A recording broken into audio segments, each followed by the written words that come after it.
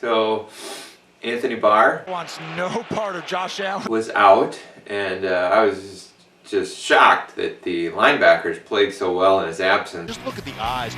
Watch him read these plays. You see him slide. He sees the cutback, comes back underneath, butts it up perfectly right there. There he is behind the line of scrimmage, dips underneath the block. Nice snap, and Carr goes way down. No one picked up Eric Wilson. Came in untouched. You know, remember last year, the third week of the season, Anthony Barr wants no part of Josh Allen. Did not have such a great game, and the Vikings did not win against a far inferior opponent. We kind of knew this would be a good game for the Vikings from the start, though, because Diggs caught a pass on the first drive, and he didn't take his helmet off to celebrate. I guess maybe Diggs assumed, well, that we're not losing, so I don't need to celebrate. It was nice to see the return of the Summer of George defense like we saw last week. Claim this, the Summer of George!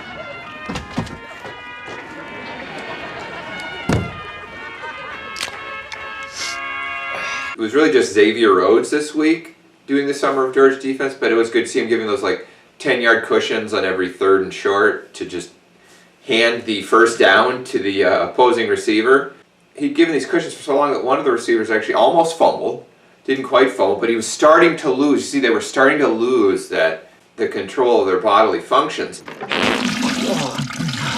And then on that next play, it was like a 3rd and 2. Rhodes gives this massive cushion. The whole Raiders team started to shut down. Carr couldn't get the ball really past the sticks. The receiver was falling back on the other side of the first down sticks, and they ended up not getting a first down on that play. Summer of George defense. Cousins was his usual self, you know, a few good throws, and then near disaster on almost every other play. Tripped and fell over on the very first play. It was pass batted down on 3rd down that killed the drive, as usual. Another pass that was batted down that was nearly intercepted. You know, with Cousins, you're never safe. You know, it was like in that book, The Lion, the Witch, and the Wardrobe, there's this lion, Aslan, who's like the hero. And somebody asked, well, is Aslan safe? And the answer is, no, Aslan is not safe, but he is good. That's kind of like Kirk Cousins. Kirk Cousins is not safe, and he sucks. He's half like Aslan. And they talk about how Kirk Cousins you just need him to be a game manager. You just need him to not lose the game for you. Kirk Cousins can't not lose the game for you. Being a game manager is something, okay? You have to have some ability to be a game manager. You know, like Gumby. See what Gumby can do today. Started for the Saints, and the Saints won. And Gumby had very little to do with it, but with Gumby, you're not really that concerned that he's going to screw up. Your concern with Gumby is that he can't actually throw the football. He can't throw an interception either because he can't throw it. But he has like a calm nature about him. And Kirk Cousins is the complete opposite. He is the least calm person on earth, the most uptight person on earth. His butt cheeks are clenched tighter than Richard Simmons walking through a Hooters restaurant. Cousins, he is wound awfully tight. Used an Excel spreadsheet to plan out each 10-minute increment of his day. He doesn't have it in him to be a game manager. He doesn't have it in him to do anything well on a football field except make a couple good throws a game. Stop hoping for him to be a game manager that's just not going to lose us the game. It's not going to happen. I am getting sick of the officials, though. Really, it's just driving me nuts. Like there was a pretty weak holding call against the Raiders on I think 3rd and 9 on the Vikings' first drive that should have been a 3-and-out, that first drive, and it kept the drive alive. Ended up the Vikings getting a touchdown. That kind of ticky-tack call. And then there were just tons of calls negating big plays by the Vikings. It's like every big play, particularly like any play that Irv Smith made, I would just be looking for the flag. Or any big run Dalvin Cook got, I'm like, okay, where's the flag? It's just constant. And it's like, yeah, some of it is the Vikings' inherent desire to self-destruct, but a lot of it is just ticky-tack calls. They're just calling everything, and I'm just sick of it. Just makes the game no fun to watch. It's kind of like, you know, having dinner with my girlfriend's family. And I, of course, blame the Saints fans and the Saints for all this over-officiousness. It's just like, we got screwed by a bad call in a game where there are other bad calls that went against the other team, but we'll ignore that. We got screwed, so we need to change everything about everything. That's kind of how the Saints are, and I think, yeah, a really great town they have there, so we should listen to them, because hurricane hit their city 14 and a half years ago. Cook was awesome again.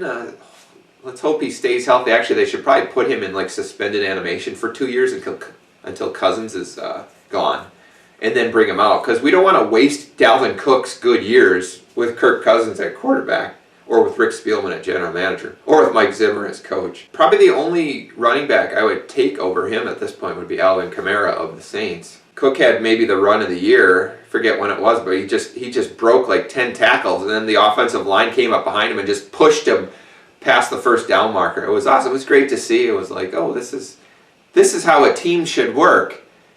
And then I think Cousins watched that and it's like, okay, how do I turn it over on the next play? Irv Smith looked really good when his big plays weren't getting called back because ticky-tack penalties. Hopefully he can get more targets than Kyle Rudolph. What's with throwing to Rudolph behind the line of scrimmage every game? What's the deal with that? Okay, first week they did it and there was a holding penalty that had it called back. Second week they did it, it got nothing, and this week they threw it to him and near the goal line, and he actually almost scored. But halfway through the play, my girlfriend was watching. She knows nothing about football, and she just screamed, "Run!"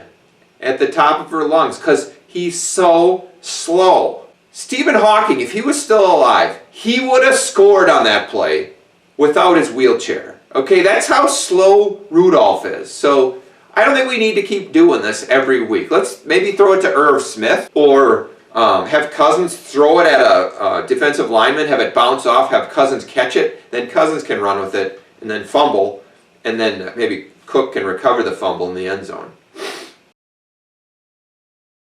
Anyway, our awards for this week, the award for the worst play call in history. Now, Rudolph, again, is one of the candidates that passed him near the goal line. That didn't quite make the cut this week because there were so many candidates. There was in another game, the Browns called a draw play on 4th and 9 that didn't work. Big surprise. I think Mike Zimmer nipples got hard when he saw that. But there was a pass to, like a slant pass to the Vikings fullback. I get putting a running back out there, but put the fullback out there. What do I like to say? Hands made of feet. Maybe we just focus on blocking linebackers. That made no sense. Terrible call. But the winner, of course, was the called quarterback draw to Kirk Cousins near the goal line. Where it's basically like, okay, there is a 98% chance he is going to fumble if he gets hit on this play. And he got hit. He thankfully didn't fumble, but it's like you are just asking for disaster. I guess the thought is, well, he'll throw an interception if we let him throw it. He'll fumble the handoff if he hands it off. So, the fewer transfers involved, the less chance of a disaster. Brilliant play call of the year.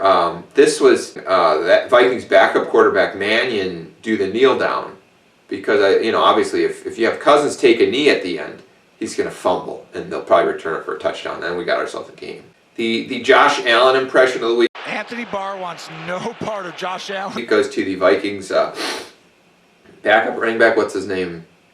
Matheson. Can't remember his name. Not going to look it up. But he did this leap over the defenders at the goal line, a la Josh Allen over Anthony Barr. Wants no part of Josh Allen. In week 3 last week, and so that was a pretty awesome play. It was nice to see, and very Josh Allen-esque, leaping over Anthony Barr. Wants no part of Josh Allen. The Mike Vanderjagt Award for garbage kicking statistics, that goes to Dan Bailey, who had 2 garbage field goals I think both in the fourth quarter, with the Vikings up by 3+ touchdowns. Drilled them right down the middle, just like you'd expect a guy kicking for, with no pressure. So don't worry, we won't expect you to make those if they matter. The Andrew Sendejo Award for whiffing on a tackle, that's, of course, Harrison Smith, who whiffed on that, what should have been a tackle for loss. The Mike Remmers Award for allowing your quarterback to get hit by every single player on the defense simultaneously. That's, of course, the Vikings offensive line wins that. There's a play, and I don't remember when, I think it was the first half maybe, where Cousins literally got hit by at least 4 guys at once. One thing I'll say about Cousins is he's not a wimp, He stands in there, gets hit. He's been running a lot this year, taking some hits. He gives it his all, So I don't hate the guy. He's just horrible. That's all it is. No hard feelings, nothing personal. He's just terrible. But I do respect the effort. The award for a nickname that seemed kind of racist and makes me a little uncomfortable is, I guess Kirk Cousins is nicknamed Dalvin Cook the White Tiger. Just seems like an odd nickname for like the whitest person on the planet, like a guy who's whiter than Mitt Romney and probably richer than Mitt Romney. To call any black guy the white anything, it's just a little odd. That's kind of Cousins though. He's just so clueless and so lacking in self-awareness that I think it's harmless in his mind. It's weird. The White Tiger. I mean, you gonna call Adam Thielen the Black Panther? You know, Dan Bailey the Chocolate Thunder from Down Under. I mean, it's just I don't know. The last award is the Classless Fans Award, which goes to the Vikings fans at US Bank Stadium who booed Daniel Carlson when he came on to kick a meaningless 51-yard kick at the end of the game. Cut by the Vikings last year. They're booing him here. This will be a 51-yard field goal. I confess, when that kick clanged off the uprights, I chuckled a little. It just seemed so kind of appropriate. But why do you have to boo the guy? Daniel Carlson was a rookie last year.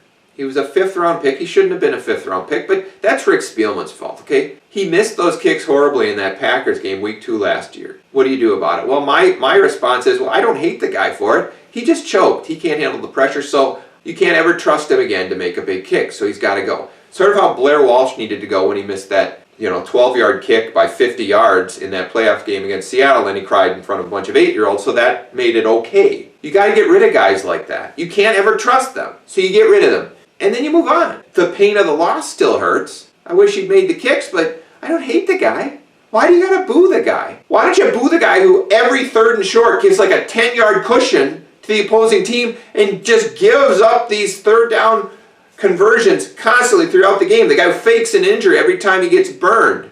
The guy who never gives any effort. Why don't you boo that guy? No, we're gonna boo the poor rookie 22-year-old kid who can't handle the pressure in the most pressure-packed sport in the world, Let's boo that guy. All these just losers in the stands and their Anthony Barr Wants no part of Josh Allen jerseys, and it's like they're at a Nuremberg rally or something. Skull!